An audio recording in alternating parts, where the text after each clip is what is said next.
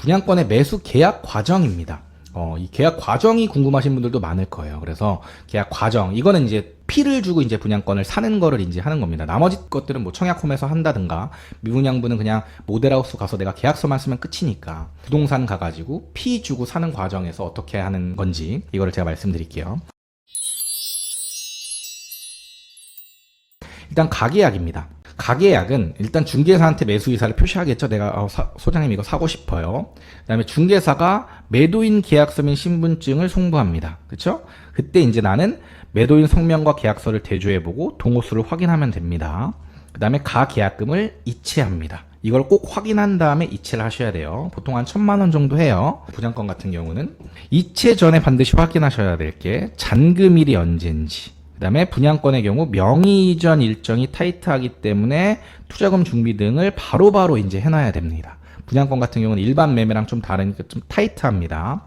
그래서 중개사가 매도인하고 매수인에게 동일한 내용의 그 실계약 조건을 문자로 이제 통보하게 되면 이제 가계약은 끝나는 거고요.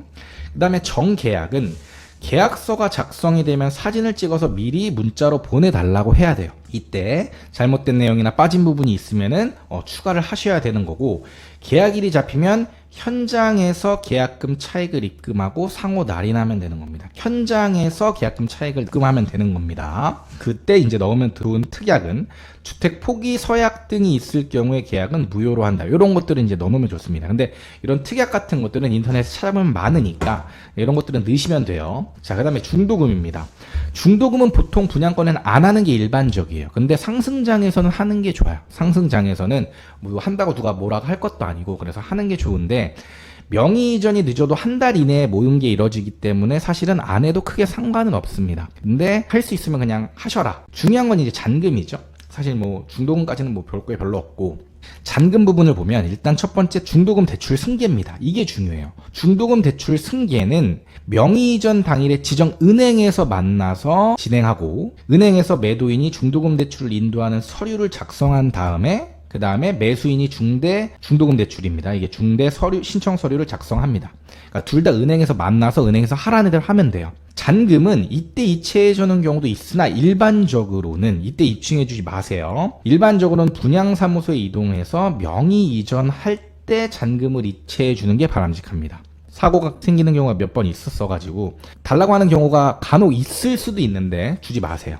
은행에서 분양사무소로 이동해서 명의 이전을 합니다. 그때 확인하고 나서 그때 주면 되는 겁니다. 미리 줄 필요도 없어요. 그리고 이제 이런 것들이 이제 모르시는 부분들인데, 여기서 이제 발생하는 게 거래세라는 게 발생합니다. 인지거래세라고 하는데, 여기서 인지거래세에서 중요한 게, 이건 알려주는 정보가 아닙니다. 이거는 열심히 찾아야만 이게 나오는 정보인데, 최초 거래부터 전매 거래까지, 그러니까 최초에 이게 분양권을 산 사람부터 뭐 분양권이 몇 번 팔렸을 수도 있잖아요. 그 전매 거래가 몇 번이 됐는지는 모르겠지만 그 거래 개수만큼의 인지세가 필요합니다. 보통 한 15만 원 정도 하거든요. 근데 이거는 이제 협의하에 진행되는데, 이거를 매도자 부담하냐 매수자 부담하냐 반반 부담하냐 많아요, 얘기가. 근데 보통 반반 부담하는 데도 있고 이런데, 이게 너무 케바케입니다.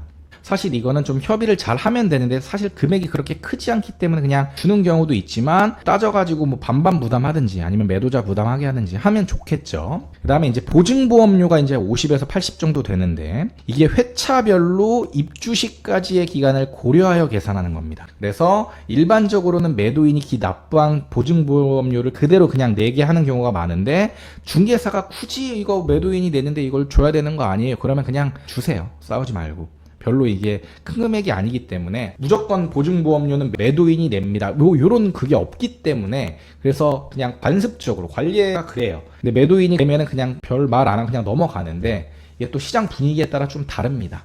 얼마나 내가 싸게 사느냐 이런 거에 따라 가지고 조금 다른 거예요. 그래서 이 보증보험료는 대출에 관련된 겁니다. 중도금 대출 때문에 이제 나오는 거고, 요게 이제 회차별로 입주시까지 기간을 고려하여 계산돼서 나오는 겁니다. 그래서 요런 게 있구나 정도를 알아두시면 됩니다. 그 다음에 이제 잔금 명의 이전입니다. 명의 이전은 매도인이 보통 은행에서 중도금 승계 서류 먼저 작성한 다음에 먼저 이제 분양사무소로 보통 같이 안 갑니다. 그래서 그냥 먼저 가라 그러고, 매수인은 서류 작성하고 따라가면 돼요. 뭐 같이 가는 경우들도 있고. 그래서 분양사무소에서는 제3자 입장에서 그냥 업무를 진행하는 거고, 이전 절차는 그냥 계약서 쓰는 거랑 비슷합니다.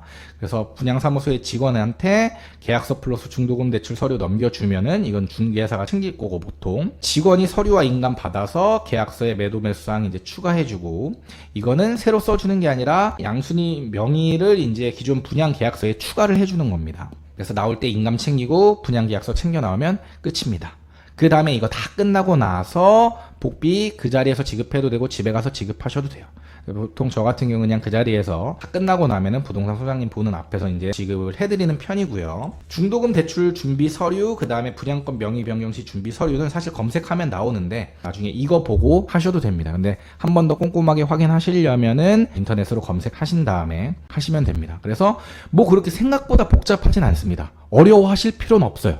그냥 부동산 계약하는 것도 처음엔 어려웠지만 부동산 가서 계약서 쓰고 시키는 대로 하면 되듯이 요것도 하면 되는데, 알아둬야 될 것들, 요런 절차가 있구나, 요 정도는 아셔야 되니까 요거를 제가 넣어드린 거고, 의외로 요런 걸 궁금해 하시는 분들이 많아요. 분양권 계약을 어떻게 하는 거예요? 그게 요렇게 하는 겁니다. 그냥 시크릿 브라더 채널을 구독, 좋아요, 알림 설정 부탁드려요.